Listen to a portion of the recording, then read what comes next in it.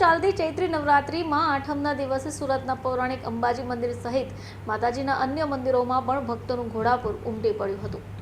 હાલ ચૈત્ર નવરાત્રિ ચાલતી હોય આ સમગ્ર સમય દરમિયાન માતાજીના ભક્તો દ્વારા માતાજીના મંદિરે શ્રીફળ રમતા મૂકવા અથવા પ્રસાદ માટે છોલેલા શ્રીફળ ચઢાવવામાં આવી રહ્યા છે।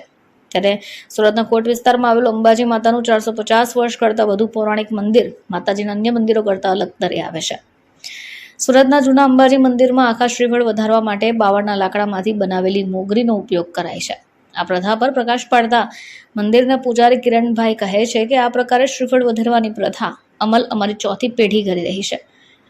વર્ષો પહેલા લોકો પોતાની માનતા પૂર્ણ થાય તો મરઘા કે અન્ય પશુઓની બલિની બાધા લેતા, બલિ ચઢાવતા। જોકે અમારા બાપ દાદાઓએ જીવદયાને કારણે પશુના બલિને બદલે શ્રીફળ વધારવાની પ્રથા શરૂ કરી। બેન આપનું નામ?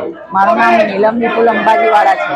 નીલમબેન કેટલા વર્ષથી સેવા પૂજા કરી રહ્યા છો? છેલ્લા 50 વર્ષથી અહીંયા સેવા કરું છું। કઈ જગ્યા પર માતાજીનું મંદિર આવેલું છે અને કેટલા વર્ષ જૂનું મંદિર છે, શું ઇતિહાસ છે? આ 287 વર્ષ જૂનું મંદિર છે અને જૂનું આમ કહેવાય કે ગીરા ફળિયા કહેવાતું હતું, અત્યારે અંબાજી રોડ અંબાજી મંદિર કહેવાય છે।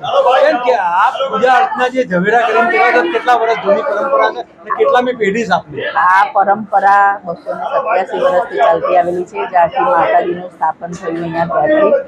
અને આ મારી અત્યારે 14મી પેઢી છે અને અત્યારે મારો બાપુ મહર્ષિ વિપુલ અંબાજીવાળા 15મી પેઢીનો વારસદાર છે અને અહીંયા સેવા આપે છે। બેન કેટલા ભાવિ ભક્તો અત્યારે દર્શન માટે ઉમટી પડ્યા છે અને કઈ રીતનું આખું આયોજન છે? અત્યાર સુધી 20 થી 25,000 લોકો ઉમટી પડેલા છે।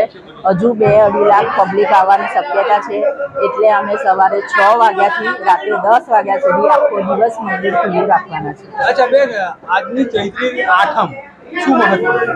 ચૈત્રી આઠમ આપણે વિક્રમ સંવતમાં ચૈત્રી મહિનાનું મહત્વ બહુ વધારે છે અને એનામાં તો ચૈત્રી આઠમનું મહત્વ ઘણું છે। Bureau report, channel live witness. શહેરમાં